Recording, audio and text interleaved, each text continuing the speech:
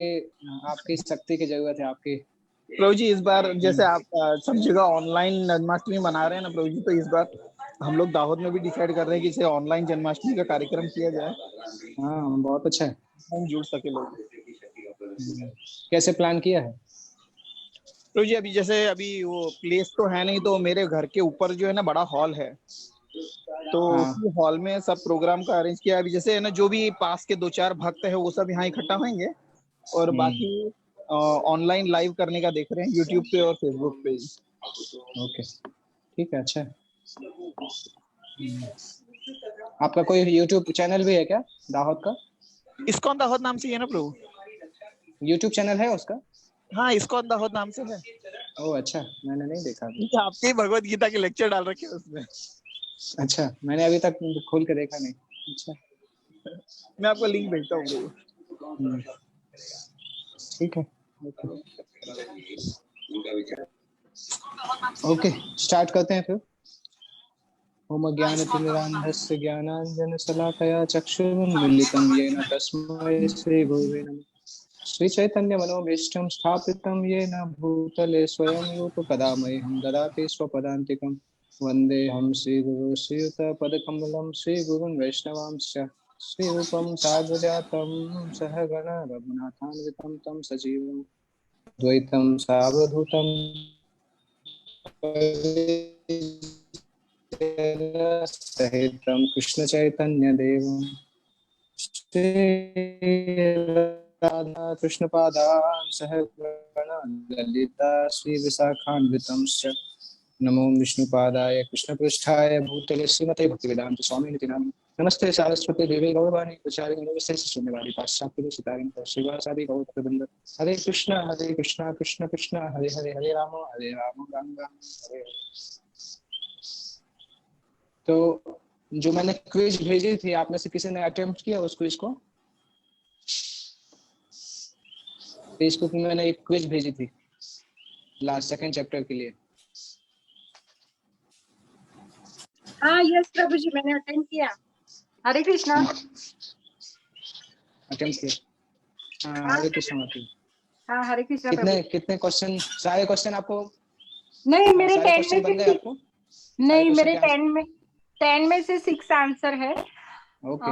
एक है वो पराशर स्मृति वाला जो था वो मेरा गलत था।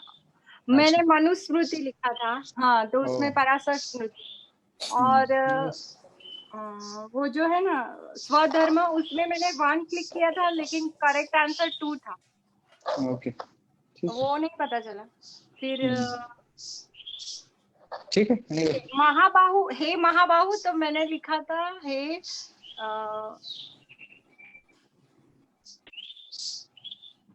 मैंने और कुछ लिखा था, याद नहीं है। Okay okay, thank you attempt करने के लिए, थैंक यू। हाँ, तो हम स्टार्ट करेंगे 48 श्लोक से। लास्ट वीक हमने 47 किया था। 47 का तात्पर्य हमने पढ़ा था, बट मैंने बोला था कि इसको थोड़ा और समझाना चाहिए। तो 47 में भगवान ने बताया था कि कुछ तो हमने डिस्कस कर लिया था, ऑलमोस्ट पूरा डिस्कस कर लिया था कि तुम्हें कर्म करने का अधिकार है, किंतु कर्म के फल के तुम अधिकारी नहीं हो। और सेकंड लाइन में लिखा था माँ कर्म फल हेतु, अपने कर्म के फलों का हेतु मतलब कारण भी अपने आप को मत समझो, और कर्म ना करने में भी आसक्त ना हो। दैट मीन्स भगवान ने अर्जुन के जितने भी ऑप्शन थे सारे ऑप्शन खत्म कर दिए। अर्जुन का एक ऑप्शन था कि वो सोचता था कि इनएक्टिव रहेंगे, जंगल में चले जाएंगे। वो भगवान ने बोला कर्म नहीं करने में भी आसक्त नहीं होना चाहिए, और कर्म के फलों के लिए अपना कारण मत मानो। वो भी भगवान ने बोला मेरा कारण है, मेरा इंस्ट्रक्शन है। अर्जुन को ये भी एक क्वेश्चन था, एक्सक्यूज था। और अर्जुन को उन्होंने बोला कर्म करने के लिए कर्म करो, क्योंकि अगर युद्ध करते हुए तुम्हारी मृत्यु भी हो जाएगी तो भी स्वर्ग लोग जाओगे। तो एक तरीके से भगवान ने अपने भगवान एक एक्सपर्ट लॉयर है एक्चुअली, बहुत अच्छे एडवोकेट के जैसे हैं। अर्जुन के जितने भी दलील थी सारी दलील को उन्होंने काट दिया एक ही श्लोक में। इस श्लोक में ऑलमोस्ट अभी तक अर्जुन ने जितने भी एक्सक्यूज दिए थे सबके आंसर भगवान ने एक साथ दे दिए, क्योंकि 3-4 पॉइंट उन्होंने बोला। केवल कर्म करने का अधिकार है, कर्म के फलों के अधिकारी नहीं, तो एक पॉइंट कट जाता है। और कर्म नहीं करने में भी आसक्त होना, ये भी भगवान ने बोला, तो उससे वो पॉइंट कट जाता है कि अर्जुन इनएक्टिव बनना चाहता था। और कर्म के फलों का कारण अपने आप को मानो। अर्जुन ने बोला था कि अगर मैं इन सबको मारूंगा तो मैं नरक में जाऊंगा, तो भगवान ने बोला नहीं, अपने आप को कर्म के फलों का कारण मानो ही नहीं, केवल कर्म करो। तो अर्जुन के अभी तक के जितने एक्सक्यूज थे, सारे एक्सक्यूज भगवान ने एक श्लोक में ही खत्म कर देते हैं एक साथ। और उसके तात्पर्य में भगवान अर्जुन श्रील प्रभुपाद बताते हैं, कर्म विकर्म अकर्म के बारे में बताते हैं, जो कि हम ऑलरेडी लास्ट क्लास में डिस्कस कर चुके हैं। इसके बाद हम 48 श्लोक में जाएंगे। योगस्थ कुरु कर्माणि संगम त्यक्त्वा धनंजय सिद्ध्य सिद्ध्यो समो भूत्वा समत्वम योग उच्यते। योगस्थ संभाव होकर, कुरु करो, कर्माणि अपने कर्म, संगम आसक्ति को, त्यक्त्वा त्याग कर, धनंजय हे अर्जुन, सिद्धि असिद्धयो सफलता तथा विफलता में, समः स्वभाव, भूत्वा होकर, समत्वम हे अर्जुन, जय अथवा पराजय की समस्त आसक्ति त्याग कर समभाव से अपना कर्म करो। ऐसी समता योग कहलाती है। तो उसी बुद्धि योग का जो टॉपिक है उसमें भगवान बता रहे हैं कि जय पराजय की सारी परिस्थितियों को त्याग दो, जय पराजय के अटैचमेंट को त्याग दो, समान भाव से अपना कर्म करो। अगर कोई व्यक्ति इस प्रकार से जय और पराजय की आसक्ति से डिटैच हो जाता है, दैट मीन्स वो व्यक्ति कर्म योग का पालन करता है। तो भगवान उसके लिए अर्जुन को एनकरेज कर रहे हैं कि जय पराजय की आसक्ति त्याग के समान भाव से अपना कर्म करो, चाहे जय हो चाहे पराजय हो। इस प्रकार से जो कर्म करता है वो योग कहलाती है, कर्म योग कहलाती है। तो टेक्निकली इस श्लोक में भगवान कर्म योग के बारे में डिस्क्राइब कर रहे हैं अर्जुन को। कर्म योग एक अवस्था है जिसके बाद ध्यान और भक्ति योग आता है। कृष्ण अर्जुन से कहते हैं कि वह योग में स्थित होकर कर्म करे। और योग है क्या? योग का अर्थ है सदैव चंचल रहने वाली इंद्रियों को वश में रखते हुए परम तत्व में मन को एकाग्र करना। और परम तत्व कौन है? भगवान ही परम तत्व हैं। और चूंकि वे स्वयं अर्जुन को युद्ध करने के लिए कह रहे हैं, अतः अर्जुन को युद्ध के फल से कोई सरोकार नहीं। तो सबसे पहले भगवान बता रहे हैं योग में स्थित होकर कर्म करना चाहिए। और योग का मतलब है इंद्रियों को वश में करके भगवान के ऊपर, परम तत्व के ऊपर मन को एकाग्र करना। और परम तत्व कौन है? 3 प्रकार के तत्वों में से परम तत्व भगवान बोले जाते हैं। ब्रह्म, परमात्मा और भगवान, आध्यात्मिक तत्व 3 प्रकार के हैं। उसमें से परम तत्व जो है वो भगवान बोले जाते हैं। और भगवान स्वयं अर्जुन से बोल रहे हैं कि युद्ध करो और युद्ध के फल से कोई इच्छा मत रखो। तो इसलिए अर्जुन को युद्ध के फल से कोई सरोकार नहीं होना चाहिए। जय पराजय जो होगा वो कृष्ण देखेंगे और अर्जुन को केवल कृष्ण के आदेश पालन करने में कार्य करना चाहिए। एक्चुअली अमेजिंगली इस संसार में ज्यादातर लोग मास्टर बनना चाहते हैं, परंतु अगर आप ध्यान से देखेंगे तो मास्टर बनने से ज्यादा फायदा सेवक बनने में होता है। मास्टर बनने से ज्यादा फायदा नौकर बनने में होता है। क्योंकि नौकर के साथ क्या होता है कि नौकर को केवल जो मास्टर ने बोला वो नौकर करता है, उसको और चिंता नहीं रहती है कि मेरा मेंटेनेंस कैसे होगा, क्या होगा। इस प्रकार से नौकर को सोचने की आवश्यकता नहीं होती है। तो अगर एक सेंस में देखें तो नौकर ज्यादा फ्री है, मालिक को ज्यादा चिंता करनी पड़ती है कि घर कैसे चलाना है, क्या करना है। नौकर को कोई चिंता नहीं करनी पड़ती। नौकर हमेशा अपना काम किया और फिर शांति से वहां पे घर में रहता है। तो संसार के ज्यादातर लोग मालिक बनना चाहते हैं, परंतु नौकर बनना ज्यादा अच्छा है। और अगर नौकरी हम भगवान की करें तो सबसे अच्छी बात है, क्योंकि हमारे मालिक जो है वो भगवान दुनिया के सबसे बड़े व्यक्ति हैं, ब्रह्मांड के सबसे बड़े व्यक्ति हैं। तो इसलिए लोगों को एक्चुअली इस संसार में नौकरी करने का अच्छा एक्सपीरियंस नहीं होता है। बहुत सारे लोग नौकरी से डरते हैं क्योंकि उनको जो एक्सपीरियंस है वो इस संसार का मिला हुआ है। परंतु भगवान की सेवा करना जो है उसमें जो आनंद मिलता है वो लोगों को पता ही नहीं। तो अगर भगवान की सेवा करेंगे तो चाहे जय हो पराजय हो वो भगवान सोचेंगे, और भगवान जो भी करेंगे वो अच्छा ही होगा हमारे लिए, जो भी भगवान सोचेंगे। तो ये बहुत अच्छा सेंटेंस है, जय तथा पराजय कृष्ण के लिए विचारणीय है। अर्जुन को तो बस कृष्ण के निर्देश के अनुसार कर्म करना है। कृष्ण के निर्देश का पालन वास्तविक योग है और इसका अभ्यास कृष्ण भावनामृत नामक विधि द्वारा किया जाता है। एकमात्र कृष्ण भावनामृत के माध्यम से ही स्वामित्व भाव का परित्याग किया जा सकता है। कृष्ण भावनामृत के द्वारा ही केवल हम जो हमारा स्वामी भाव है, बॉसिंग मेंटेलिटी, उसको खत्म किया जा सकता है। क्योंकि कृष्ण भावनामृत जो है उसके रूट पे अटैक करता है। हमारा इस संसार में आने का रूट है कि हम बॉस बनना चाहते हैं, परंतु कृष्ण भावनामृत उसी रूट पे अटैक करता है और उस डायरेक्टली सबसे पहला उसका क्वेश्चन होता है कि हम बॉस नहीं हैं, दास हैं।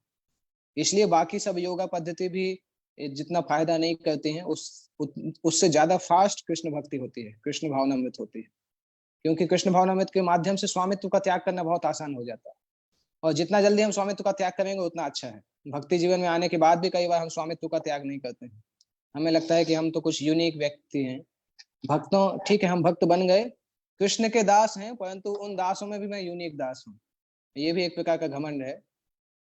बहुत कई भक्त इस प्रकार से सोचते हैं कि हाँ ठीक है भक्ति है, अभी मालिक तो नहीं बन सकते हैं, बॉस तो नहीं बन सकते, बॉस तो कृष्ण है, परंतु उन कृष्ण के यूनिक भक्तों में से एक मैं हूँ, मेरे जैसा भक्त और कोई नहीं। ये एक न्यूफाइड टेंडेंसी है कि मैं बेस्ट भक्त हूँ, और ये भक्त में ये नहीं है, ये भक्त में वो नहीं है। मैं बेस्ट इन्फॉर्म्ड हूँ और सबसे ज्यादा अच्छा भक्त हूँ। जब हम इस प्रकार से बोलते हैं तो लोग हंसते हैं एक्चुअली। कोई भक्त से अगर हम इस प्रकार से बोलें, अपनी तारीफ करें और बताएं, तो भक्त मन ही मन सोचता है देखो प्रभु जी की क्या खराब हालत है। क्योंकि सामान्यतः अपनी तारीफ करना, अपने को सबसे बेस्ट समझने से हमारे पुण्य कर्म खत्म होते हैं। भक्ति के कर्म भी जो हम करते हैं, अगर हम क्रेडिट लेते हैं तो धीरे धीरे वो भक्ति के कर्म खत्म होते हैं, क्योंकि भगवान पसंद नहीं करते अगर व्यक्ति क्रेडिट लेने की प्रयास करता है। इवन गोपी जब इस प्रकार से सोच रही थी कि हम लोग इतने स्पेशल हैं कि भगवान हमारे साथ रासलीला कर रहे हैं, तो भगवान उनको छोड़ के चले गए थे। तो जब गोपियों में भगवान ये भाव बर्दाश्त नहीं करते हैं, तो फिर हमें किस लिए करेंगे।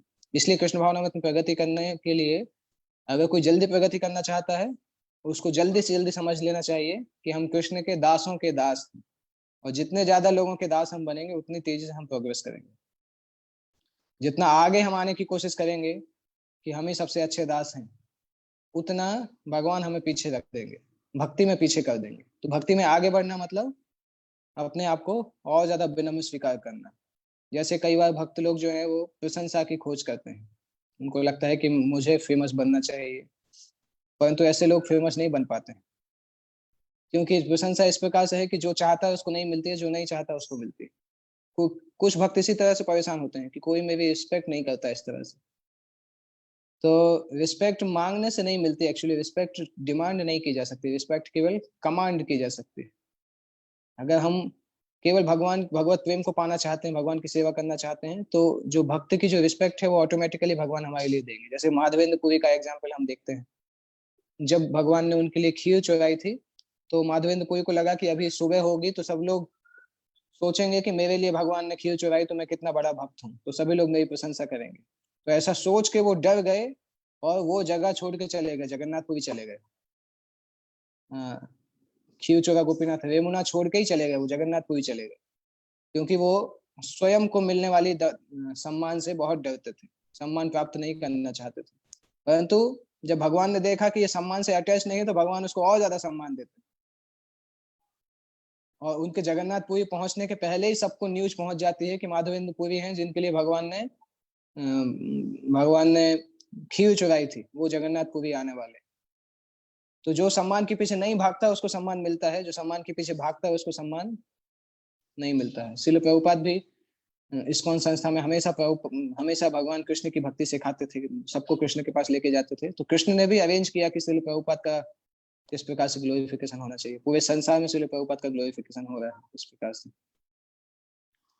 तो कृष्ण का दास या दासों के दास बनने से कृष्ण भावनामृत में प्रोग्रेस बहुत फास्ट होता है। कृष्ण भावनामृत में कर्म करने की यही एक विधि है जिससे योग में स्थित होकर कर्म किया जा सकता है। अर्जुन क्षत्रिय है, अतः वह वर्णाश्रम धर्म का अनुयायी है। विष्णु पुराण में कहा गया है कि वर्णाश्रम धर्म का एकमात्र उद्देश्य विष्णु को प्रसन्न करना है। सांसारिक नियम है कि लोग पहले अपनी तुष्टि करते हैं, किंतु यहाँ तो अपने को तुष्ट ना करके कृष्ण को तुष्ट करना है। अतः कृष्ण को तुष्ट किए बिना कोई वर्णाश्रम धर्म का पालन कर भी नहीं सकता। इसके बाद नेक्स्ट श्लोक में भगवान बताते हैं, दूरेण ह्यवरम कर्म बुद्धि योगा धनंजय बुद्धौ शरणम अन्विच्छ कृपणाः फल हेतव। हे धनंजय, भक्ति के द्वारा समस्त गर्भित कर्मों से दूर रहो और उसी भाव से भगवान की शरण ग्रहण करो। जो व्यक्ति अपने सकाम कर्म फलों को भोगना चाहते हैं वो कृपण कहलाते हैं।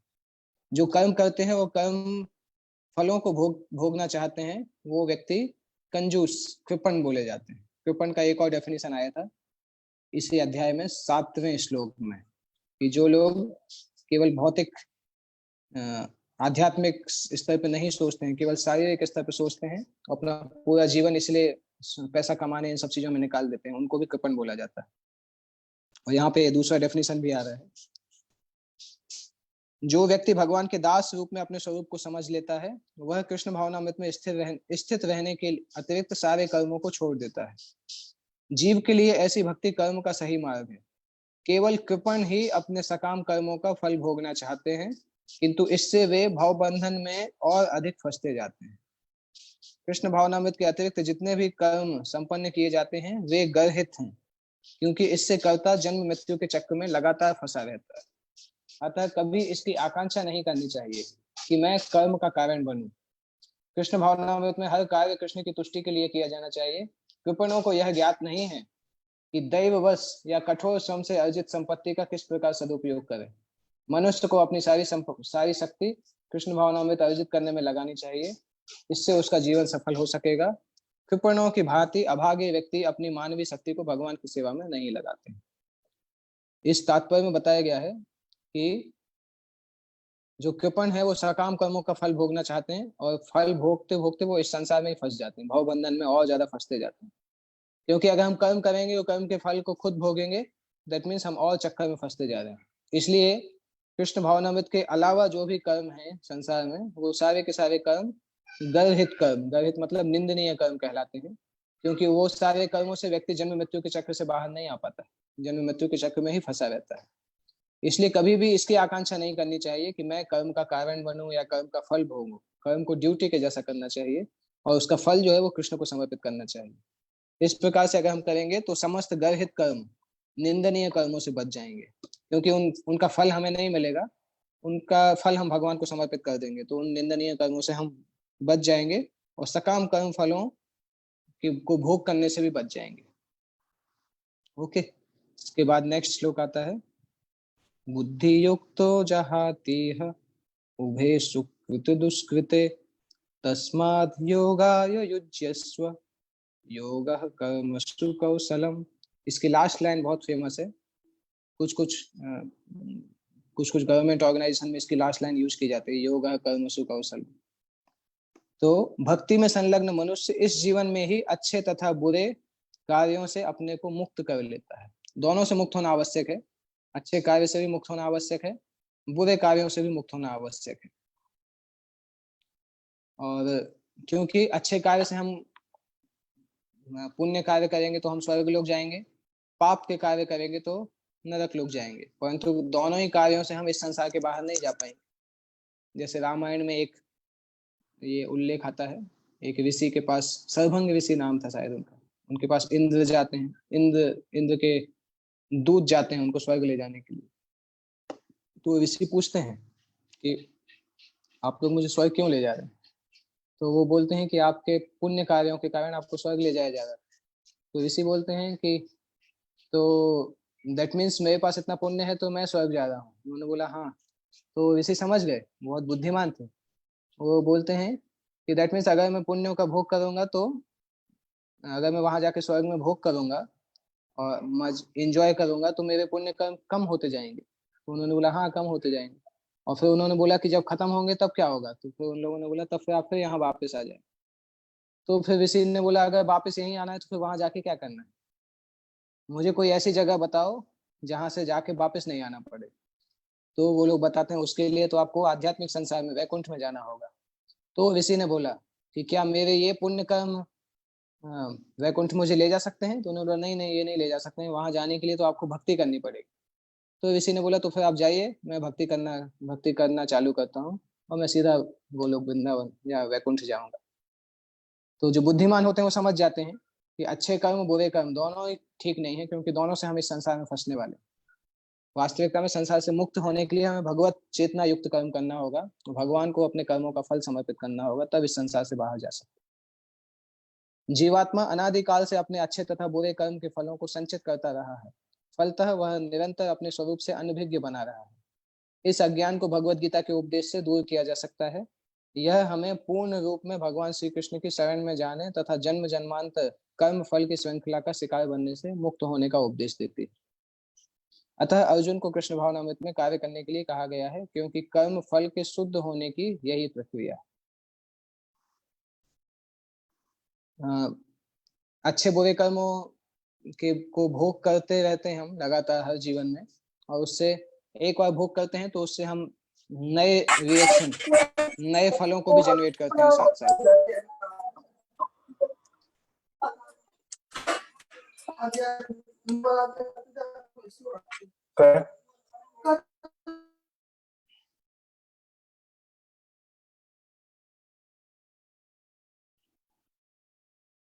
ओके, इसके बाद नेक्स्ट श्लोक आता है। भगवान बता रहे हैं कि कृष्ण भावनामृत में कार्य करने से ही कर्म फल को शुद्ध किया जा सकता है। कर्म फल को शुद्ध करने की यही प्रक्रिया है। इसके बाद नेक्स्ट श्लोक आता है 51। कर्मजं बुद्धि युक्ता ही फलम त्यक्त्वा मनीषिणः जन्म बंध विनिर्मुक्ताः पदम गच्छन्त्यनामयम्। इस तरह भगवत भक्ति में लगे रहकर बड़े बड़े ऋषि मुनि अथवा भक्तगण अपने आप को इस भौतिक संसार में कर्म के फलों से मुक्त कर लेते हैं। इस प्रकार वे जन्म मृत्यु के चक्र से छूट जाते हैं और भगवान के पास जाकर उस अवस्था को प्राप्त करते हैं जो समस्त दुखों से परे है। भगवान इसका उदाहरण दे रहे हैं। मनीषिणा मतलब बहुत ऋषि मुनि या भक्तगण जो हैं, इसका उदाहरण दे रहे हैं कि भगवत भक्ति में रह के बड़े बड़े ऋषि मुनि और भक्तगण अपने आप को इस भौतिक संसार में कर्म के फलों से मुक्त कर लेते हैं। जिस प्रकार से भगवान ने बताया कर्म के फलों को भगवान की सेवा में लगाने से, वो अगर हम करते हैं तो हम मुक्त हो जाते हैं। इसका उदाहरण केस स्टडी, जैसे कोई फिलोसफी के बाद केस स्टडी दिया जाता है, उस तरह से भगवान केस स्टडी बता रहे हैं कि इस प्रकार से भगवत भक्ति में लगे रह के मनीषिणा, बहुत बड़े बड़े ऋषि मुनि और भक्तगण जो है वो भौतिक संसार में कर्म के फलों से अपने आप को मुक्त कर लेते हैं और इस प्रकार गच्छन्ति अनामयम, बिना कष्ट के वो परम पद जो है वहां पे पहुंच जाते हैं, भगवान के पास पहुंच जाते हैं, जन्म मृत्यु के चक्र से छूटकर। मुक्त जीवों का संबंध उस स्थान से होता है जहां भौतिक कष्ट नहीं होते। भागवत में 10वें स्कंद 14वां अध्याय 58वें श्लोक में लिखा है, समाश्रिता ये पद पल्लव प्लवम महत पदम पुण्य यशो मुरारेः भवाम बुधिर्वत्स पदम परम पदम पदम पदम यत विपदाम न तेषाम्। श्रीमद् भागवतम के श्लोक बहुत अच्छे हैं, बहुत स्वीट, हर श्लोक बहुत स्वीट होता है। ये वाला श्लोक बताता है, जिसने उन भगवान के चरण कमल रूपी नाव को ग्रहण कर लिया है जो दृश्य जगत के आश्रय हैं और मुकुंद नाम से विख्यात हैं, अर्थात मुक्ति के दाता हैं, उसके लिए यह भवसागर गोकुल में समाये जल के समान है। उसका लक्ष्य परम पदम है, अर्थात वह स्थान जहाँ भौतिक कष्ट नहीं है, या कि वैकुंठ है, वह स्थान नहीं जहाँ पद पद पर संकट है। इस श्लोक में बताता है समाश्रिता ये, जिन लोगों ने भगवान के चरण कमल को ग्रहण किया है, पद पल्लव प्लवम जो कि जगत के आश्रय हैं, और महत पदम महान भगवान के चरण कमल है, पुण्य यशो मुरारी, मुरारी भगवान का एक नाम है, और भगवान के चरण कमल जो है वो ग्लोरियस है। जिन्होंने उनका आश्रय लिया है उनको इस संसार में परम पदम यत विपदाम न तेषा, इस संसार में जो जहाँ हर समय विपदा आती रहती है, इस संसार में फिर उनका ज्यादा आवश्यक, इस संसार में फिर वो रहने के लिए इंटरेस्टेड नहीं होते हैं, क्योंकि उनका लक्ष्य इस संसार से मुक्ति है। अज्ञानवश मनुष्य यह नहीं समझ पाता कि यह भौतिक जगत ऐसा दुखमय स्थान है जहाँ पद पद पर संकट है। केवल अज्ञानवश अल्पज्ञानी पुरुष यह सोचकर कि कर्मों से वे सुखी रह सकेंगे, सकाम कर्म करते हुए स्थिति को सहन करते हैं। लोगों को लगता है कि हम कर्म करेंगे तो सुख रहेंगे, हर व्यक्ति को लगता है कि हम ये भौतिक पुण्य कर्म करेंगे तो खुश रहेंगे, परंतु लाइफ पास होने के बाद व्यक्ति जब महसूस करता है तब वो समझता है। जैसे फॉर एग्जाम्पल, ये एग्जाम्पल एक्चुअली बहुत रियल एग्जाम्पल है, परंतु बहुत सारे लोग हो सकता है इसको अप्रिशिएट नहीं कर सके कि सभी लोग इस तरह से जानते हैं कि वैवाहिक जीवन व्यतीत करना और साथ साथ फैमिली मेंटेन करना, ये सब कुछ बहुत कठिन है। और कई लोग जानते भी हैं कि विवाह के बाद जब लोग बहुत समय हो जाता है तब वो सोचते हैं कि अगर मैं पूरी तरह से भक्ति में लगता और ये नहीं करता तो शायद मैं ज्यादा और अच्छे से प्रोग्रेस कर लेता, परंतु उसके बाद भी लोग कन्विंस नहीं हो पाते उस चीज के लिए। वो चीज भगवान वो लोग जानते हैं कि भौतिक संसार में अगर आप सुख भोगने की प्रयास करेंगे तो आपको सुख नहीं मिलने वाला है, और वो महसूस भी कर चुके हैं। परंतु तब भी कोई दूसरा व्यक्ति अगर भौतिक संसार से बाहर जाके भक्ति करने का प्रयास करता है तो वो बोलते हैं नहीं नहीं नहीं, संसार में कुछ तो है देखने के लिए।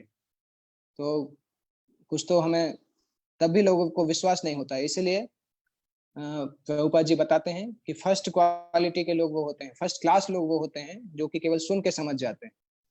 तो उसके बाद सेकंड क्लास होते हैं जो कि देख के समझते हैं। थर्ड क्लास होते हैं जो कि एक्सपीरियंस करके समझते हैं, और फोर्थ क्लास होते हैं जो कि एक्सपीरियंस करके भी नहीं समझते। प्रभुपाद जी एक जगह पे लिखते हैं, experience is the best teacher and the fools learn by no other way. तो जो लोग महसूस करके समझते हैं, अनुभव करके समझते हैं, वो लोग ज्यादा बुद्धिमान नहीं कहलाते हैं। सबसे बुद्धिमान कहलाते हैं जो सुन के समझ जाते हैं, भौतिक संसार के बारे में सुनते हैं और समझ जाते हैं।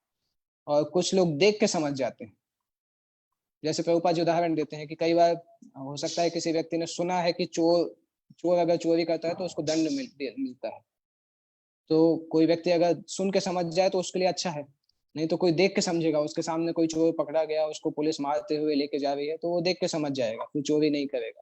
तीसरा व्यक्ति सोचेगा नहीं नहीं, हो सकता मैं नहीं पकड़ा जाऊंगा, तो जब वो पकड़ा जाएगा, उसकी पिटाई होगी, तब वो समझ जाएगा।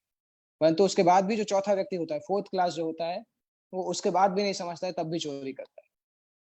तो इसलिए हमें कोशिश करना चाहिए कि शास्त्र जब हमें बता रहे हैं कि वह भौतिक संसार में कोई सुख नहीं है, तो हमें वो शास्त्रों की बात समझ के भगवत भक्ति में अच्छे से लग जाना चाहिए। तब भी संसार में घूमते नहीं रहना चाहिए कि नहीं नहीं, कहीं ना कहीं तो सुख है, हो सकता मुझे नहीं दिखे, हो सकता डोमिनोज पिज्जा में सुख हो, मैकडोनल्ड में सुख हो, या पीवीआर सिनेमा में सुख हो, या नाइट क्लब में जाने से सुख हो सकता आईपीएल खेलने में सुख हो, आईपीएल देखने में सुख हो, बॉलीवुड टॉलीवुड अलग अलग वुड जो है उसमें हो सकता सुख हो, नहीं तो हॉलीवुड में सुख हो।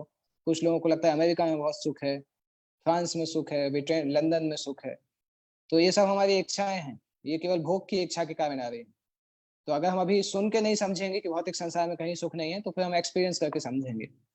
एक्सपीरियंस करके समझ जाए तो बहुत अच्छा है, तब भी अच्छा है। कुछ लोग होते हैं जो एक्सपीरियंस के बाद भी नहीं समझते हैं। संसार में ज्यादातर लोग इसी तरह से जन्म मृत्यु जरा व्याधि को व्यक्ति भोगता है परंतु नहीं समझ पाता है। केवल अज्ञानवश अल्पज्ञानी पुरुष यह सोचकर कि कर्मों से वे सुखी रह सकेंगे, सकाम कर्म करते हुए स्थिति को सहन करते हैं। उन्हें यह ज्ञात नहीं है कि इस संसार में कहीं भी कोई भी शरीर दुखों से रहित नहीं है। संसार में सर्वत्र जीवन के दुख, जन्म मृत्यु जरा तथा व्याधि विद्यमान है, किंतु जो अपने वास्तविक स्वरूप को समझ लेता है और इस प्रकार भगवान की स्थिति को समझ लेता है, वही भगवान की प्रेम भक्ति में लग जाता है। जो वास्तविक रूप से संसार को समझ लेता है, वो फिर भगवान की प्रेम भक्ति में लग जाता है, और वो वैकुंठ जाने का अधिकारी बन जाता है, जहां ना तो भौतिक कष्टमय जीवन है, ना ही काल का प्रभाव तथा मृत्यु है। अपने स्वरूप को जानने का अर्थ भगवान की स्थिति को भी जानना। जैसे प्रभुपाद जी उदाहरण देते थे कि हम अपने शरीर को जब देखते हैं, उसका मतलब हमने सूर्य को भी देखा है, क्योंकि सूर्य की रोशनी के बिना हम अपने शरीर को नहीं देख सकते। तो जो व्यक्ति अपने को जानता है, उसका मतलब उसको ये भी जानना चाहिए कि भगवान की स्थिति क्या है और हम भगवान से किस प्रकार से संबंधित हैं। जो भ्रम बस यह सोचता है कि जीव की स्थिति तथा भगवान की स्थिति एक समान है, उसे समझो कि वह अंधकार में है और स्वयं भगवत भक्ति करने में असमर्थ है। वह अपने आप को प्रभु मान लेता है और इस तरह जन्म मृत्यु की पुनरावृत्ति का पथ चुन लेता है।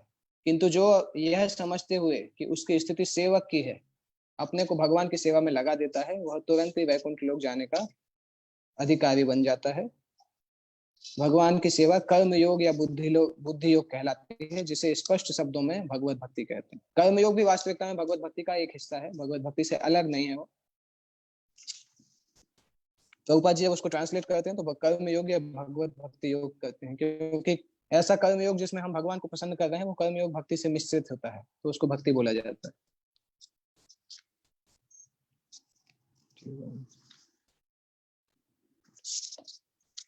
ओके, किसी को कोई प्रश्न पूछना है तो पूछ सकते हैं। इस टॉपिक से रिलेटेड अगर कोई क्वेश्चन है तो पूछ सकते हैं।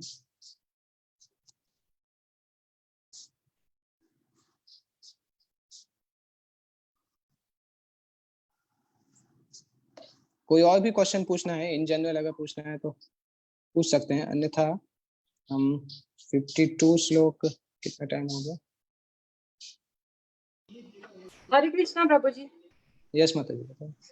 हाँ प्रभु जी, क्वेश्चन है कि कर्मयोग हम करते हैं, करना चाहते हैं, लेकिन हम प्रकृति के 3 गुण से परे भी नहीं जा सकते। हाँ, तो कैसे करना चाहिए?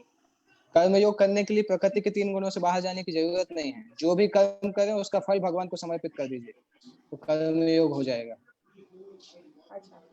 वो भी कठिन है। जैसे हार्दिक प्रभु का जितना सैलरी है, पूरा सैलरी तो भगवान को नहीं दिया जा सकता, नहीं तो आप रहेंगे कहाँ पे।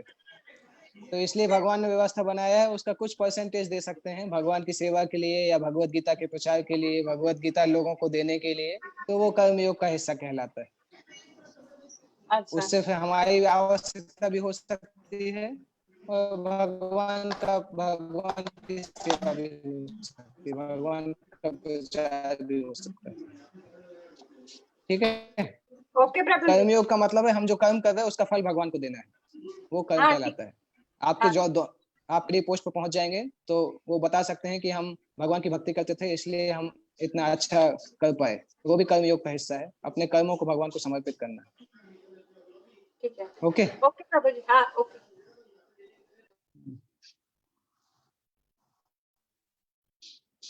और कोई प्रश्न या एक और हाथ उठा हुआ है? यस प्रभु, आप अनम्यूट करके प्रश्न पूछ सकते हैं।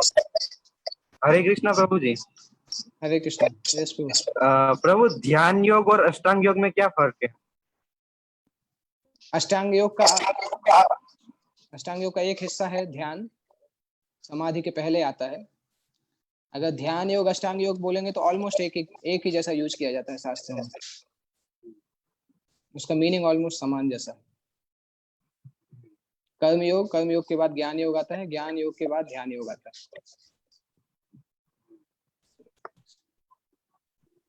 ठीक है। ओके, तो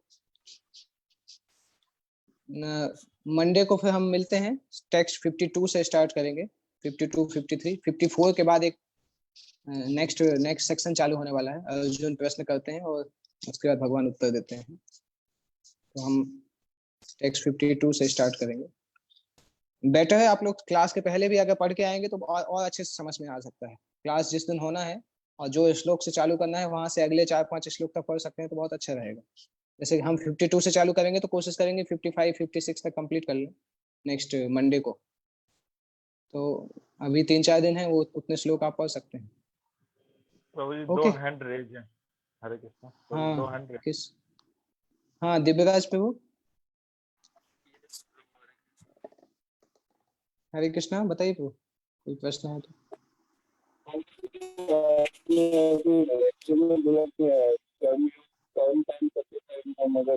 भगवान को ऑफर करते हैं तो वो गति कहलाता है। आपकी आवाज साफ नहीं हो रही आ रही। हेलो हेलो, हाँ आवाज आ रही है? हरे कृष्ण। आवाज बहुत गूंज रही है। हाँ बोलिए बोलिए। मैं टाइप करके नहीं बोलिए। हाँ बोलिए। हाँ हाँ, मैं बोल रहा हूँ कि मैंने इसको कहीं हायरार्की में पढ़ा था कि पहले कर्म योग करते हैं तो कर्म करते करते फ्रस्ट्रेट हो जाते हैं तो फिर ज्ञान की तरफ हम बढ़ते हैं, फिर ज्ञान योग करते हैं तो उसके एंड में फिर हमें पता चलता है कि हमें मेडिटेशन करना चाहिए, अष्टांग योग जैसा। फिर उसके एंड में जब भगवान के दर्शन होते हैं फिर एंड में भक्ति योग आती है। तो ये हायरार्की में है या फिर कर्म योग और भक्ति योग एक ही है? नहीं, वो हायरार्की है। जो कर्म योग भक्ति से संबंधित नहीं होता है, सारे कर्म योगी भक्ति योगी नहीं होते हैं, परंतु सारे भक्ति योगी कर्म योगी होते हैं। तो एक कर्म होता है जिसमें व्यक्ति को भगवान के बारे में नई इन्फॉर्मेशन है, वो कर्म के रिजल्ट को त्याग देता है किसी दूसरे काम के लिए भी, तो वो भी कर्म योगी कहलाता है, परंतु वो भक्त नहीं है। तो हायरार्की है, कर्म योग से ऊपर आता है ज्ञान योग, ज्ञान योग के ऊपर आता है ध्यान योग या अष्टांग योग, और ध्यान योग का लास्ट स्टेज समाधि होता है। समाधि में भगवान के दर्शन करने के बाद भक्ति योग चालू होता है। तो आपने जो पढ़ा है वो सही है, हायरार्की उसी तरह से है। परंतु भगवत गीता में जब यहाँ पे जो भगवान बता रहे हैं कि अपने कर्म के फलों को त्याग के मुझे अर्पित करो, मेरी बात सुनो, तो जब हम भगवान के संपर्क में आके भगवान के आदेश के अनुसार करते हैं तो फिर वो कर्म मिश्र भक्ति बन जाता है। शुद्ध भक्ति नहीं रहता है, पर कर्म मिश्र भक्ति बन जाती है। क्योंकि हो सकता है व्यक्ति अपने फलों को भगवान को ऑफर कर रहा है, परंतु शुद्ध भक्ति का मतलब है भगवान के आदेश के अनुसार ही कर्म करता है। जबकि कर्मयोग का अनुसार है, कर्मयोग का है कि व्यक्ति खुद कर्म करता है और फल भगवान को देता है, परंतु शुद्ध भक्ति योग में कर्म भी भगवान की आज्ञा से ही किया जाता है। ये अंतर है दोनों के बीच में। आई थिंक वो क्लियर हुआ होगा जो डिफरेंस मैंने बताया। कर्म योग में व्यक्ति की कर्म करने की इच्छा होती है और रिजल्ट भगवान को देता है। भक्ति योग में कर्म की इच्छा और कर्म का डायरेक्शन भी भगवान देते हैं और रिजल्ट भी भगवान को दिया जाता है। तो ये एक सटल सूक्ष्म अंतर है कर्म योग भक्ति योग के अंदर। ओके, नेक्स्ट हाथ शायद उठा हुआ है, वो क्वेश्चन उन्होंने पूछ लिया था शायद हाथ को। ओके ठीक है, तो नेक्स्ट वीक हम मंडे को डिस्कस करेंगे। श्रीमद् भगवद गीता यथारूप की जय। जगत गुरु श्रील प्रभुपाद की।